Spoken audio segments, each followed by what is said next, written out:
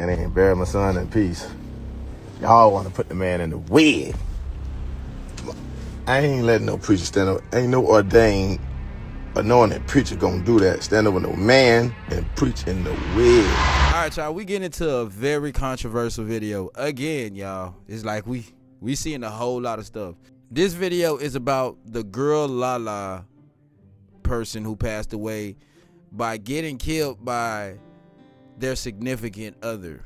Now this situation is crazy. So far from what I heard, they was dating. Girl Lala is a man who transitioned to a woman. The dude that what's the name dating is saying that he said a whole lot of stuff. Like, bro didn't believe he swung the other way. He didn't believe nothing because I guess he assumed if it looks like a girl, it's a girl, and I'm not considered that because this person still looks like a girl. Like, it's a whole lot going on. Whole time their relationship was obviously abusive to the point where he ended up unaliving her for whatever reason. I don't know what's really going on, but hopefully this video will give me some insight. And there's this other video at the end I want y'all to really watch because I want y'all to take on it. I really want to know what y'all think, so stay to the end of this video. Let's see what's going on. They call that being trans attracted, but I also like women. I'm not pansexual, because that mean you date anybody. I'm not bisexual, because that mean technically I like men. No, I like women and trans women. There's a name for that. It's called being trans attracted. Now whether you agree, that's on you. I can't fix that. See, that's what I don't like right there. I don't like when people just go to creating their own terminology for certain situations. Nah, you not trans active, boy, you gay. Just be happy, fam. You zesty, fam. Just be happy though, bro. If you gonna be that pridefully, bro. Like, don't be saying all this extra stuff, creating words. I'm transmatic, transphobic, I'm a transition, whatever the hell you trying to say, bro. You ain't none of that, bro. You zesty, bro. You gay, fam. Straight up, bro. I'm gonna keep it a buck with you, brother. You feel me? Now, this is probably one of those situations he was going through mentally, which caused him to kind of bump heads with everybody who didn't see eye to eye with him. So this whole situation probably stemmed from not only, you know, whatever they had going on in their relationship, but how he felt about himself deep down inside. Because, bro, you convincing yourself to think you transmatic, whatever that is. Some people don't believe in it. Some people say I just like men in wigs and this or that. Well, whatever. I'm telling you what it is.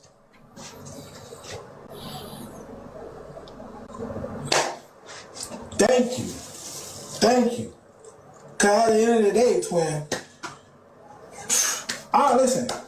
If you see a trans woman, you don't know she a trans woman.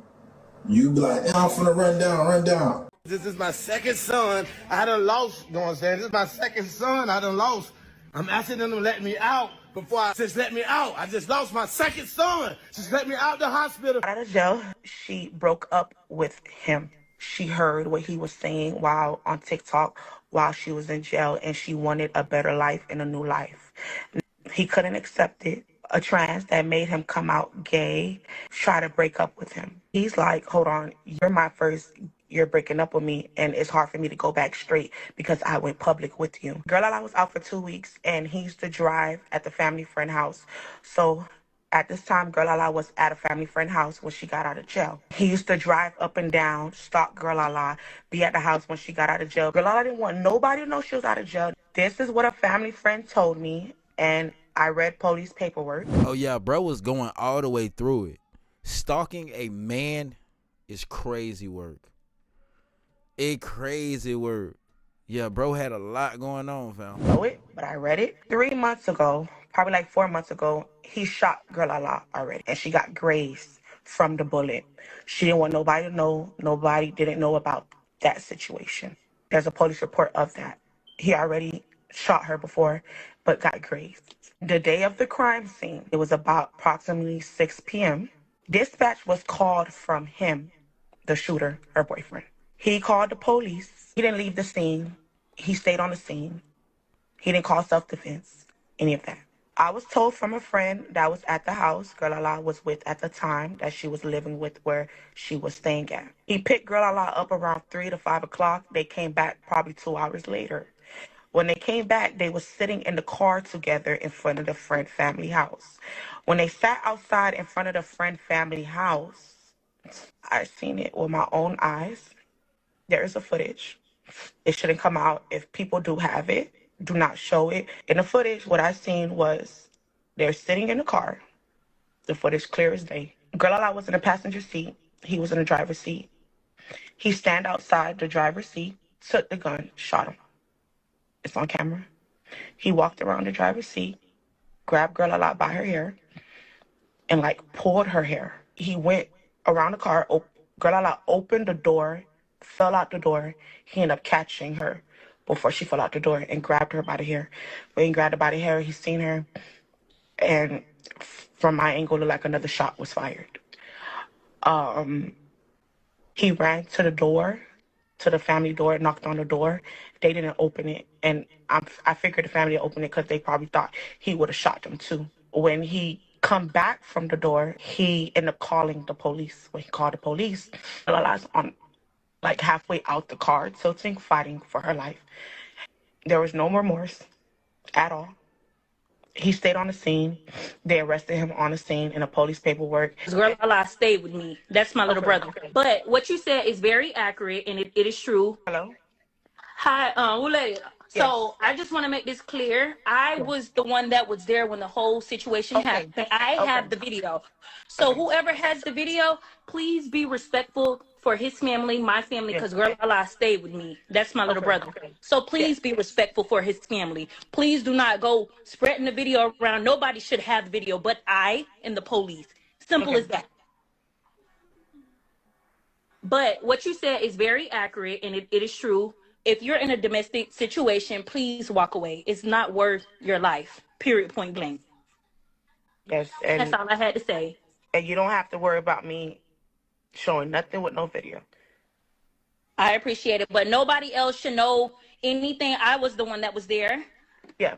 Nobody, no friends, no family, but I and my peoples was there. Yeah. So whoever telling you they was there, that is a lie. Okay. I witnessed everything. That is a lie. Nobody was there but I. All right, me hearing that story sounds wild. You know, if somebody do something like that, bro, and you kill somebody that way, bro, you were planning it your whole day. You've been planning it for 3 days. You already had it in your head. This is exactly what I'm finna do, fam. I'm finna do it just like this. Cause for it to be done that way, it is crazy work. And I agree with what they say. Y'all gotta stay away from abusive situations. But unfortunately, bro, some people just be blinded by love, bro. And I came to a realization, you can't even tell most people how to rock, especially when it comes to relationships. Sometimes, fam, you just gotta let people do them, because you'll turn to the enemy just trying to give people advice when it comes to their relationship. Now, it's this situation where the dad is coming out. He feels some type of way about what they're doing regarding the funeral situation, because obviously he looks at his son as a man, but for some reason I guess they're trying to bury him in a wig as how he presented himself to society. Now y'all watch this video. Can't even bury my son in peace. Y'all want to put the man in the wig. I ain't letting no preacher stand up. Ain't no ordained, anointed preacher gonna do that. Stand up with no man and preach in the wig. Stop it.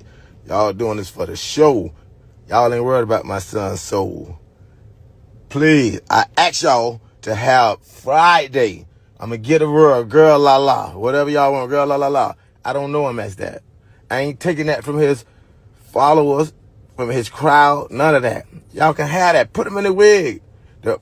The viewing is open for the public.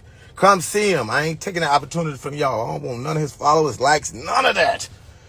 The funeral Saturday. Put my son in the pot smoke, braids with a sharp tape, or afro for the last time. I ain't attending no funeral with my son that God gave to me as a boy in the wig. I ain't attending no funeral. I'm not attending no funeral like that. I ain't being held accountable. You can. All right, y'all heard his dad. His dad basically saying, if I hear that he's gonna be in his casket inside of a wig, he don't want to be there. He want to see his son last presented to him as the way he was first presented to him at birth, which is as a male. This is a very controversial take, bro. And I don't even want to say how I feel about it. I really just want to know how you guys feel about it. And I'm really interested in hearing what y'all got to say in the comment sections below.